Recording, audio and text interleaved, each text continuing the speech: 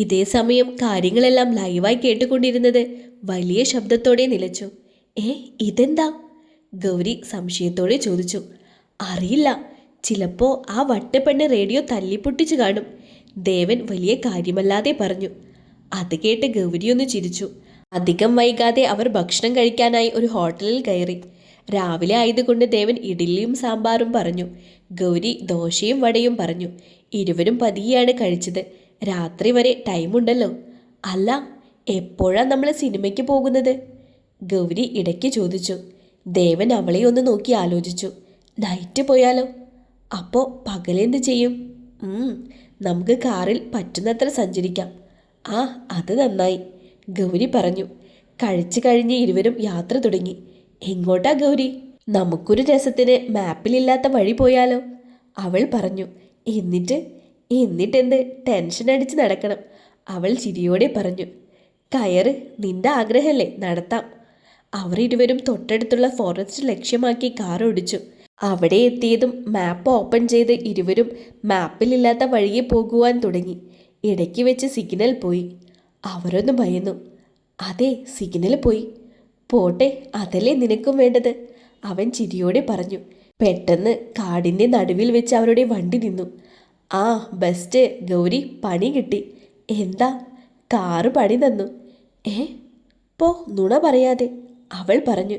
ഇല്ലടാ, ശരിക്കും, ദേവൻ വലിയ കൂസലില്ലാതെ പറഞ്ഞു. ഇനി എന്തു ചെയ്യും? ഇനി കുറച്ചു നേരം AC ഓൺ ചെയ്ത് നമുക്ക് കാറിൽ ഇരിക്കാം, വാ. ദേ കളിക്കല്ലേ, അവൾ ദേവന്റെ സംസാരം കേട്ട് പറഞ്ഞു. നിനക്കല്ലേ ഇങ്ങനെ സാഹസികം വേണമെന്ന് പറഞ്ഞത്? ഇതാവുമ്പോൾ നീ പറഞ്ഞതുമായി. പക്ഷേ ഒരു കുഴപ്പമുള്ളൂ. ഇനി പോകണമെങ്കിൽ കാറ് ശരിയാക്കാൻ ആള് വരണം. അതും പോരാഞ്ഞ് ആരെങ്കിലും വിളിക്കണമെങ്കിൽ ഫോണിൽ സിഗ്നലും കിട്ടണം. അതിന് പുറത്തേക്ക് ഇറങ്ങിയാൽ പോരെ? ആ, വേഗം ഇറങ്ങ്, വല്ല പുലിയോ കടുവയോ കൊണ്ട് പോയിക്കോളും.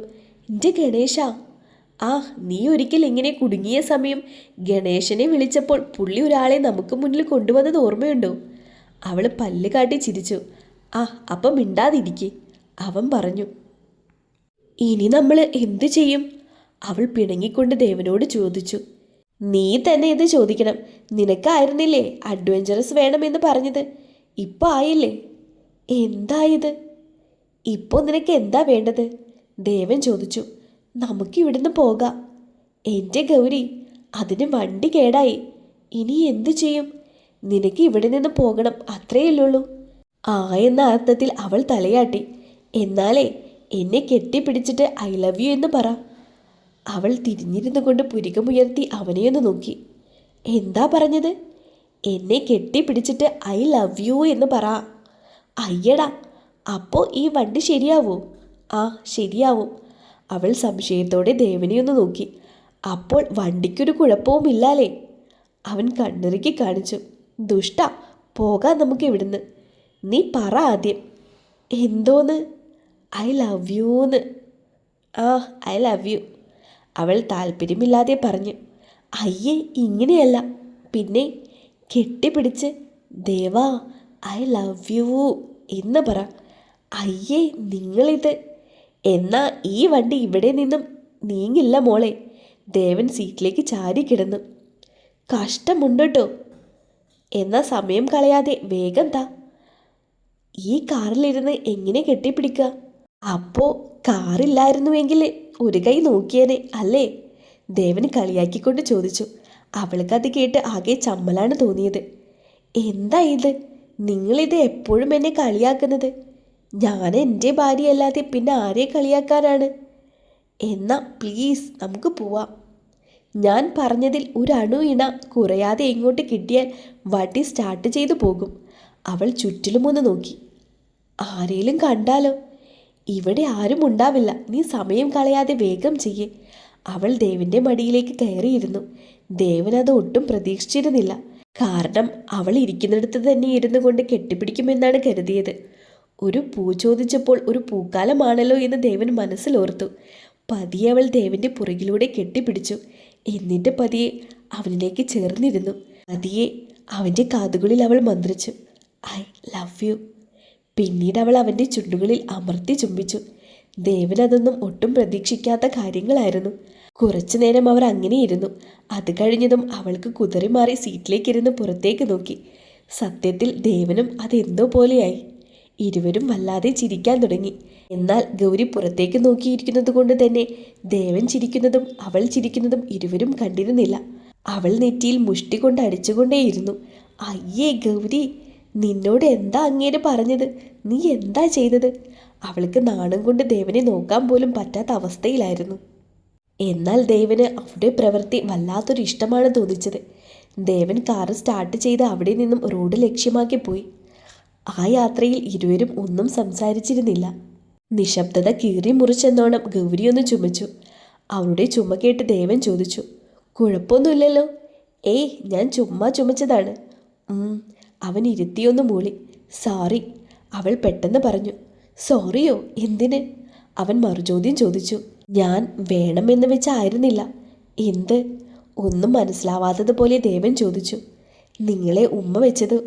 ഓ, അതെന്തായാലും വല്ലാത്ത ബോറായിപ്പോയി. ഞാനും തന്നെക്കുറിച്ച് ഇങ്ങനെ വിചാരിച്ചിരുന്നില്ല. ദേവനൊന്ന് ചിരിച്ചുകൊണ്ട് ഗൗരവത്തിൽ പറഞ്ഞു. സത്യം, ഒരാളുടെ അനുവാദമില്ലാതെ ഇങ്ങനെയൊക്കെ? എന്താ നിങ്ങൾ ഇങ്ങനെ? നിങ്ങൾ പറഞ്ഞിട്ടല്ലേ? ഞാൻ തന്നോട് എന്താ പറഞ്ഞത്?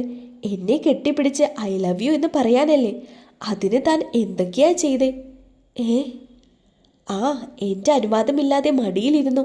അതും പോരാഞ്ഞിട്ട് എന്നെ ഉമ്മ വയ്ക്കുകയും ചെയ്തു. ഇതൊക്കെ ഒരു പരാതി കൊടുത്താൽ താൻ ജയിലിലാവും. അവൻ്റെ വാക്കുകൾ കേട്ട് അറിയാതെ ഗൗരി കരഞ്ഞുപോയി. അവളുടെ പക്കൽ നിന്ന് മറുപടിയൊന്നും കാണാതെ ആയപ്പോൾ ദേവൻ അവളെയൊന്ന് നോക്കി. അവൾ കരഞ്ഞുകൊണ്ടിരിക്കുകയായിരുന്നു. ദേവന് അതെല്ലാം കണ്ട് ചിരിയാണ് വന്നത്. ദേവൻ കാർ നിർത്തി. പെട്ടെന്ന് തന്നെ അവൻ പോലും പ്രതീക്ഷിക്കാതെ അവൾ കാറിൽ നിന്നും ഇറങ്ങി പിന്നിലേക്ക് നടന്നു. ഏയ് ഗൗരി! ദേവൻ അവളെ വിളിച്ചു. കരഞ്ഞുകൊണ്ട് അവൾ വന്ന വഴിയെ നടന്നു നീങ്ങി. അയ്യോ, കാര്യായോ? അവനുള്ളിൽ വിചാരിച്ചുകൊണ്ട് അവളുടെ പിന്നാലെ ഓടി. ഏയ് ഗൗരി, എന്താ ഇത്? ചെറിയ കുട്ടികളെ പോലെ എങ്ങോട്ടാ നീ? ദേവൻ അവളുടെ കൈ പിടിച്ചു ചോദിച്ചു. അവൾ കൈ തട്ടി മാറ്റി മുന്നോട്ട് തന്നെ നടന്നു. അവൾക്ക് വല്ലാത്ത വിഷമമായി എന്ന് ദേവന് മനസ്സിലായി. അവൻ ഓടിച്ചെന്ന് അവളുടെ കൈ പിടിച്ച് നിർത്തി. നിക്ക്, എന്താടോ? ഞാനൊരു തമാശയ്ക്ക് പറഞ്ഞതല്ലേ. സോറി. ദേവൻ പറഞ്ഞുകൊണ്ട് അവളുടെ മറുപടിക്ക് കാത്തു നിൽക്കാതെ അവളെ വലിച്ച് അവൻ്റെ നെഞ്ചിലേക്ക് ചേർത്ത് കിടത്തി. എന്തിനാ ഇത്ര ഫീൽ ആവുന്നത്? ഞാൻ ചുമ്മാ തന്നെ സോറി പറച്ചിൽ കേട്ടപ്പോൾ പറഞ്ഞതല്ലേ. പ്ലീസ്. അവൾ തേങ്ങി തേങ്ങി കരയാൻ തുടങ്ങി. അയ്യേ ഗൗരി, പ്ലീസ് കരയല്ലേ. ദേവൻ അവളുടെ പുറം തടവിക്കൊണ്ട് പറഞ്ഞു. വാ. ദേവൻ അവളെ നടക്കാൻ വലിച്ചെങ്കിലും അവൾ നിന്നിടത്ത് നിന്നും അനങ്ങിയതുപോലുമില്ല. പെട്ടെന്ന് ദേവൻ അവളെ എടുത്തു പൊക്കി കാറിനടുത്തേക്ക് നടന്നു. അവളാവട്ടെ കിടന്നു കിടപ്പിൽ അവൻ്റെ തോളിൽ ശക്തിയായി കടിക്കാനും തുടങ്ങി. വേദനയുണ്ടെങ്കിലും അവളെ വിഷമിപ്പിച്ചതിൽ താനിത് അർഹിക്കുന്നുണ്ട് എന്ന് അവൻ മനസ്സിൽ പറഞ്ഞു. അവളെ കാറിലേക്കിരുത്തി ദേവൻ ഡ്രൈവർ സീറ്റിലേക്കിരുന്നു. എന്താണോ ഇത്? ഇങ്ങനെയൊന്നും ചെയ്യരുത്. ഞാൻ തമാശയ്ക്ക് പറഞ്ഞതാണ്, അവൻ അവളുടെ കൈ പിടിച്ചുകൊണ്ട് പറഞ്ഞു. ദേവൻ അവളുടെ കൈകൾ അവൻ്റെ കൈവെള്ളയിൽ വെച്ചുകൊണ്ട് തടവി. ഗൗരി, സോറി. ഞാൻ എന്തെങ്കിലും പറയുമ്പോഴേക്കും നീ ഇങ്ങനെയൊന്നും ചെയ്യരുത്, ദേവൻ പറഞ്ഞു. അപ്പോഴാണ് ദേവൻ്റെ ഫോൺ റിങ് ചെയ്തത്. പരിചയമില്ലാത്ത നമ്പറായിരുന്നു അത്. ഇതാരാ? ഇത് ദേവൻ്റെ പേഴ്സണൽ നമ്പർ ആയതുകൊണ്ട് തന്നെ അത് പ്രിയപ്പെട്ടവർക്ക് മാത്രമാണ് ദേവൻ നൽകിയിട്ടുള്ളൂ. പരിചയമില്ലാത്ത നമ്പർ കണ്ടപ്പോൾ സത്യത്തിൽ ദേവന് ദേഷ്യമാണ് വന്നത്. ദേവൻ ഫോൺ എടുത്തു. പെട്ടെന്ന് മറുപുറത്തുള്ള ആൾ സംസാരിച്ചു തുടങ്ങി. നിങ്ങളുടെ റെഡ് കളർ കാർ ആക്സിഡൻ്റ് ആയി. ഡ്രൈവറും ഒരു പെൺകുട്ടിയും സിറ്റി ഹോസ്പിറ്റലിൽ അഡ്മിറ്റാണ്. ഡ്രൈവറുടെ അവസ്ഥ അല്പം സീരിയസ് ആണ്. അത് കേട്ടതും ദേവൻ എന്ത് പറയണമെന്നറിയാതെ നിന്നു. പെട്ടെന്ന് മറുപുറത്തുള്ള ആൾ ഫോൺ കട്ട് ചെയ്തു. ദേവൻ പെട്ടെന്ന് തന്നെ കാർ സിറ്റി ഹോസ്പിറ്റലിലേക്ക് വിട്ടു. എന്ത് പറ്റി? ഗൗരി ഭയത്തോടെ ചോദിച്ചു. ആര്യയും ഹരിയും ഹോസ്പിറ്റലായെന്ന്. എന്ത് പറ്റി? ആക്സിഡൻറ്റ്. ഹരിക്ക് സീരിയസ് ആണെന്നാണ് പറയുന്നത്, ദേവൻ വെപ്രാളത്തിൽ പറഞ്ഞു. അപ്പോൾ അതാവും പെട്ടെന്ന് റേഡിയോ ഓഫായത്, ഗൗരി പറഞ്ഞു. ദേവനും ഒന്ന് ചിന്തിച്ചതിന് ശേഷം ഒന്ന് മൂളി. ആവും, അത് തന്നെയാവും. അധികം വൈകാതെ ഇരുവരും ഹോസ്പിറ്റലിലെത്തി. ഹരി ICUയിലായിരുന്നു. ആര്യ റൂമിലേക്ക് മാറിയിരുന്നു. ദേവൻ റൂമിലേക്ക് മാറ്റിയ ആര്യയ്ക്കടുത്തേക്ക് വന്നു. എന്താ ഉണ്ടായത്? എനിക്കറിയില്ല. അവളുടെ മുഖത്തുള്ള കള്ളലക്ഷണം നന്നേ തെളിഞ്ഞു കാണാൻ പറ്റുന്നുണ്ടായിരുന്നു. ആര്യ, എന്താണെന്ന് വെച്ചാൽ പറ. എനിക്കറിയില്ല, അവൾ അലറിക്കൊണ്ട് പറഞ്ഞു. സത്യത്തിൽ അവളുടെ കയ്യിൽ നിന്നും പറ്റിയ അബദ്ധമായിരുന്നു ആ ആക്സിഡൻറ്റിന് കാരണം. എന്ന് അവൾക്കും നന്നായിട്ട് അറിയാമായിരുന്നു. ഇതേ സമയം ചാനലുകളിൽ ഇതൊരു ഫ്ലാഷ് ന്യൂസായി മാറിയിരുന്നു.